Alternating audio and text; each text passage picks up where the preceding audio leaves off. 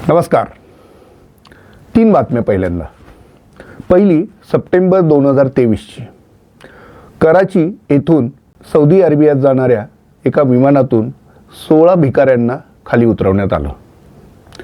दुसरी बातमी, मक्का मदिना येथे जाण्यासाठी पाकिस्तानातनं जो विजा लागतो तो विजा घेणाऱ्या जवळपास 4300 लोकांना नो फ्लाय लिस्टमध्ये टाकण्यात आलं, कारण हे भीक मागण्यासाठी जात होते. तिसरी बातमी, सौदी अरेबियासाठी विजा घेणाऱ्या पाकिस्तानी लोकांना आता पोलीस व्हेरिफिकेशन कंपल्सरी करण्यात आलेलं आहे. या 3 बातम्या आपल्याला का सांगितल्या यामागे एक बातमी आहे. ती बातमी आहे पाकिस्तान आणि भीक ह्यांचा असणारा संबंध.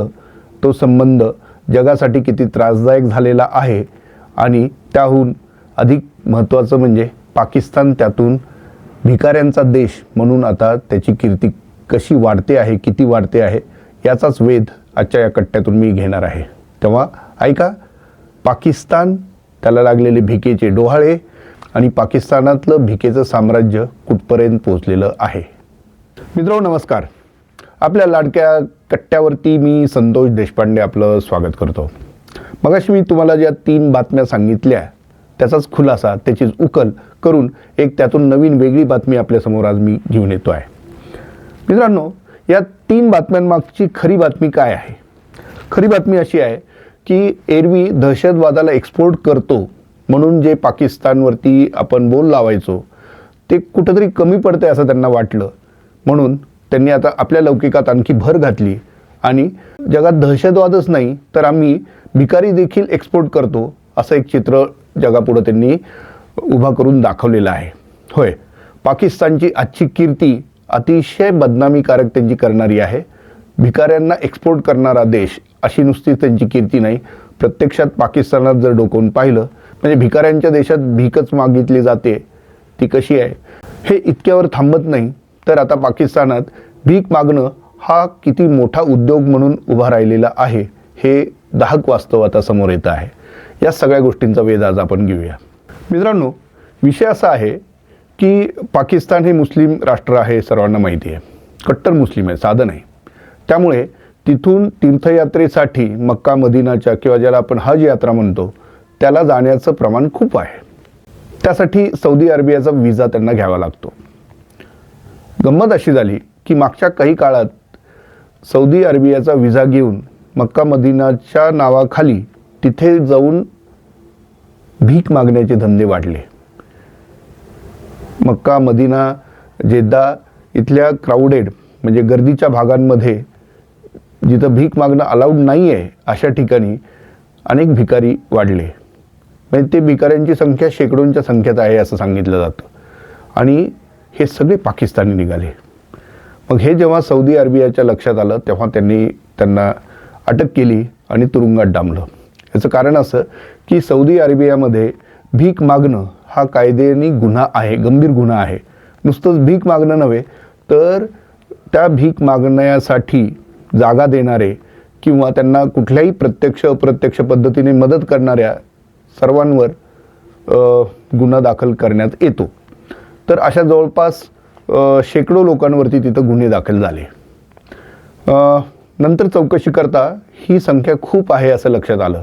त्यानंतर सौदी अरेबियाने पाकिस्तानला सक्त वॉर्निंग दिली की बाबा तुमच्या देशातनं आमच्याकडे इतक्या शेकडोच्या संख्येने, हजारोच्या संख्येनं भिकारी एक्सपोर्ट केले जात आहेत, तुमचं लक्ष आहे का नाही? पाकिस्तान सरकार खडबडून जागं झालं.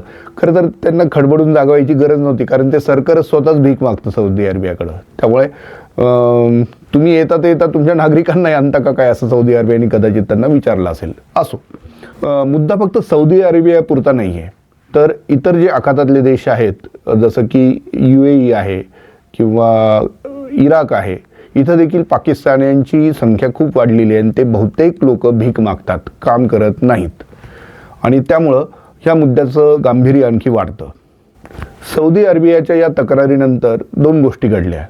एक म्हणजे पाकिस्तानी सरकारला इतकी नामुष्की पत्करावी लागली, कारण असं नाही केलं तर आम्ही तुम्हाला म्हणजे देश म्हणून मदत करण्यावरती आमच्यावरती बंधनं येतील असं सक्त वॉर्निंग सौदी अरेबियाकडनं आल्यानंतर पाकिस्तान सरकारने काहीतरी करायचं म्हणून जवळपास 4300 म्हणजे 4300 लोकांना नो फ्लाय लिस्टमध्ये ॲड केलं. म्हणजे ते लोक आता प्रवास करू शकणार नाहीत विमानातून.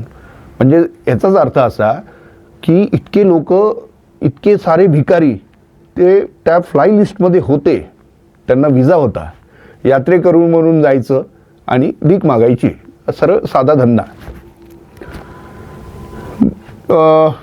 यांनी काही काम होत नाही असं लक्षात आल्यानंतर मागच्या काही दिवसांपूर्वी सौदी अरेबियाचे गृहराज्यमंत्री आणि पाकिस्तानचे गृहमंत्री मोहसिन रजा नक्वी यांची भेट झाली.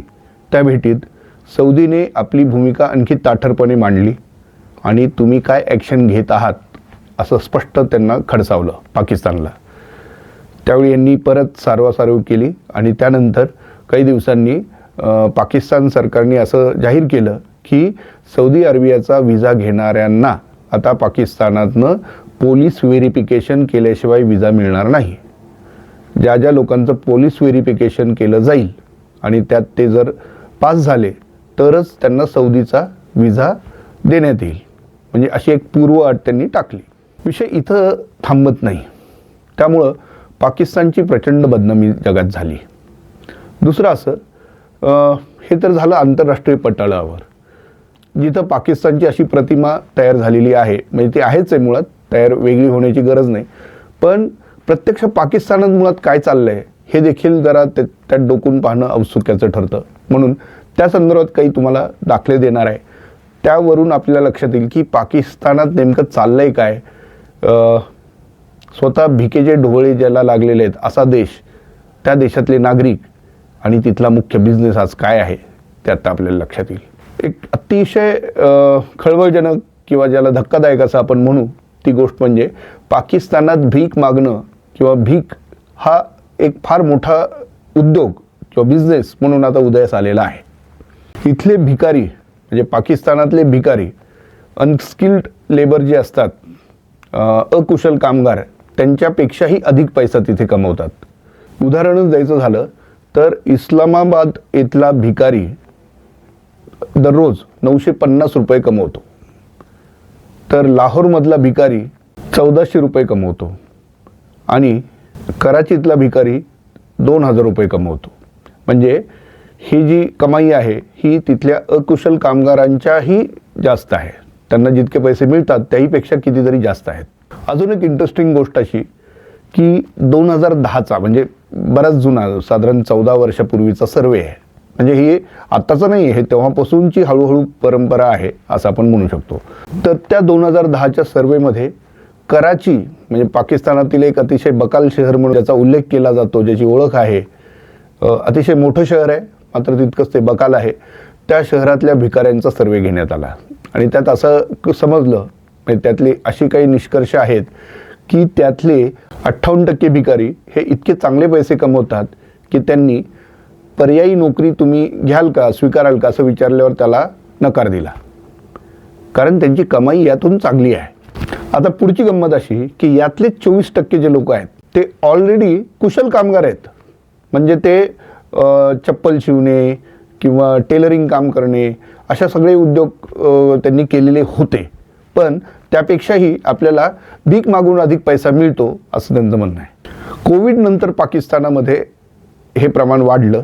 सर्वांना कमाईचं हे उत्तम साधन आहे असं लक्षात आलं. त्यामुळे पाकिस्तानात भीक मागणं हे आता त्याला एक नॅशनल बिझनेसचं स्वरूप आलेलं आहे असं आपण म्हणू शकतो. बरं, कुठलाही बिझनेस म्हणल्यावर त्याचं एक्सपान्शन आलं, कारण एकच भिकारी किती काळ एकाच ठिकाणी भीक मागणार ना. म्हणून त्यांना आकांक्षांची धुमारे वगैरे फुटू लागले आणि त्यातून मग पाकिस्तानमधले भिकारी विजा काढून, टुरिस्ट विजा काढून परदेशात जाण्याचे स्वप्न पाहू लागले. त्यांनी नुसतं स्वप्न नाही पाहून थांबले, ते ऑलरेडी गेले आणि तिथे आपला व्यवसाय म्हणजे थोडक्यात भीक मागणं सुरू केलं. आणि त्यातूनच सौदीमध्ये हे प्रमाण इतकं वाढलं की मक्का, मदिना अशा ठिकाणी भिकाऱ्यांची संख्या इतकी विलक्षण का वाढते आहे, विलक्षण वेगाने, विलक्षण गतीने का वाढते आहे असं सौदी अरेबियाने जेव्हा शोधलं तेव्हा कळलं की हे सगळे भिकारी पाकिस्तानात आलेले आहेत. मग आता एकतर तुरुंगात त्यांची रवानगी होते किंवा येतानाच त्यांना थोपवण्यात येतं किंवा त्यासाठीचे प्रयत्न सुरू आहेत. पण थांबतील ते पाकिस्तानी कसे? कारण विषय वृत्तीचा असतो. मला एक किस्सा किंवा विनोद म्हणून जो सांगितला जातो तो आठवला. एक तीर्थक्षेत्र असतं, तिथं मोठ्या प्रमाणात गर्दी असते, हजारो लोक तिथं आलेले असतात, भिकाऱ्यांची मोठी रांग असते. त्या रांगेत एक तरुण भिकारी असतो. तिथून जाणाऱ्या एका शेठजीला त्याच्याकडे पाहून वाईट वाटतं. हा एवढा उमदा तरुण आहे, हा भीक का मागतोय असं त्यांना फार वाईट वाटतं. ते त्याला बाजूला घेतात. म्हणतात, अरे तू इतकं धडधाकट आहेस, इतरांच्या तुलनेत चांगला आहेस, तरुण आहेस, तू भीक का मागतोयस? भीक मागू नको. मग काय करू? शेठजी म्हणतात, मी असं करतो, तुला 1,00,000 रुपये देतो, सांग तू त्या 1,00,000 रुपयाचं काय करशील? भिकारी बराच वेळ विचार करतो आणि म्हणतो, शेठजी मला सुचलं काय करायचं, ते काय करायचं. म्हणतो, मी ना इथं एक मंदिर उभा करणार आणि एकटाच भीक मागणार, कुणालाही अलाव करणार नाही. आता त्या शेठजीनी डोक्याला हात मारून घेतला. ह्याचं कारण असं की भीक मागणं हे केवळ तुम्हाला नशिबात तुमच्या आहे असं नाही, ते तुमच्या वृत्तीतही असतं असं म्हणतात. पाकिस्तान्यांची वृत्ती तशी आहे का, तशी होते का, हेच यामागचं कदाचित कारण असेल असं मला वाटतं. आता आणखी एक इंटरेस्टिंग गोष्ट किंवा एक बातमी नुकतीच मी वाचली. ती आहे, पाकिस्तानात गुर्जनवाला म्हणून जो भाग आहे तिथं एका भिकारी फॅमिलीनं पार्टी दिली. पार्टी म्हणजे जेवणावळ घातली त्यांच्या आजीच्या स्मरणार्थ वगैरे 40 दिवस झाल्याबद्दल. बरं, दिली तर दिली, काही प्रॉब्लेम नाही.